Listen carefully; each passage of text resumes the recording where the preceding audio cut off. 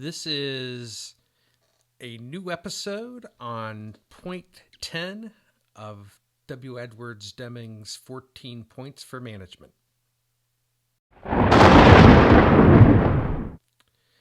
Point number 10, eliminate slogans, exhortations, and targets for the workforce.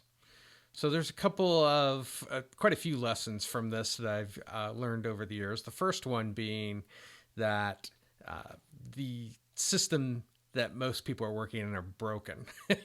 So just as an example, we just start with different examples to kind of help you along here is, safety begins with you was a sign. I'll never forget this in a Whirlpool plant in Evansville, Indiana. And there was the sign.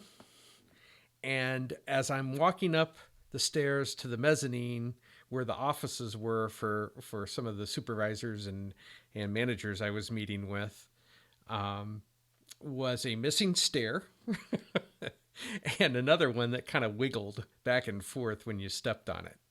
So safety begins with you. And you have a broken stair and a missing stair.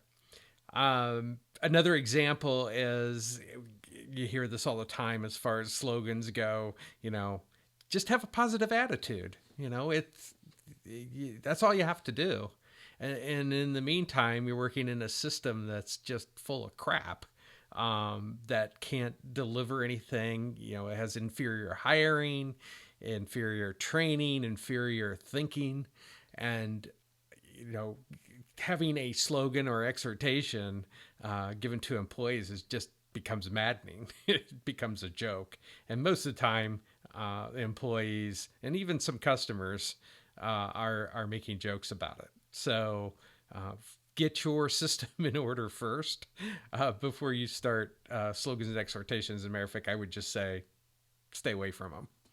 Now, the second thing is targets, which is an interesting thing. There's a lot of conversation about that over the years in the Deming community, and that's all targets are bad. Well, my personal belief is that's not necessarily true. I do believe that there are targets that are bad, and they're typically associated with things that are not customer related. So short-term thinking, we got to have a quarterly dividend and our target is this, therefore we have to have this amount of sales and this type.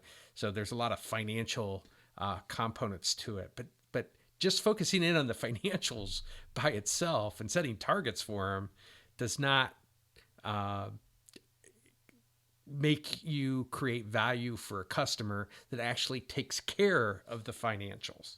So I am a proponent of that the customer sets the target. So if they need it by Monday, you got to get it to them by Monday. If they need a red one, get them a red one.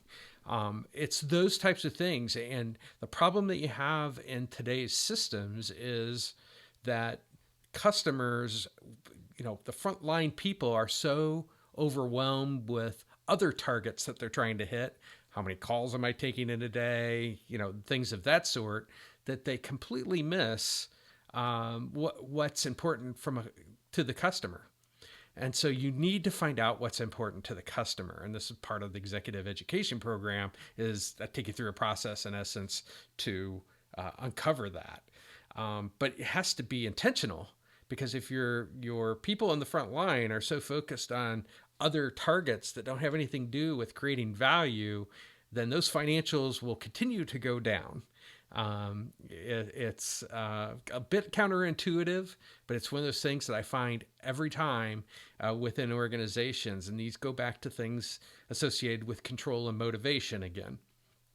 So the only viable target within your organization should be what's important to them, and the customer can set a target. And if you miss it, then there's loss associated with it. The customer may never come back to you.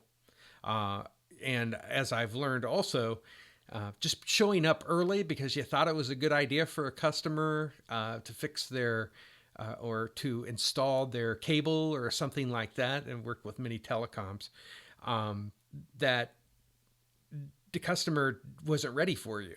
So just showing up early doesn't create value either. So it's going to be the things that are going to create value for the customer, and put it in simple terms. If you got something out of this video, please subscribe to this channel, hit the bell, and you'll get other types of not only Dr. Deming's 14 points, but how to become an effective executive.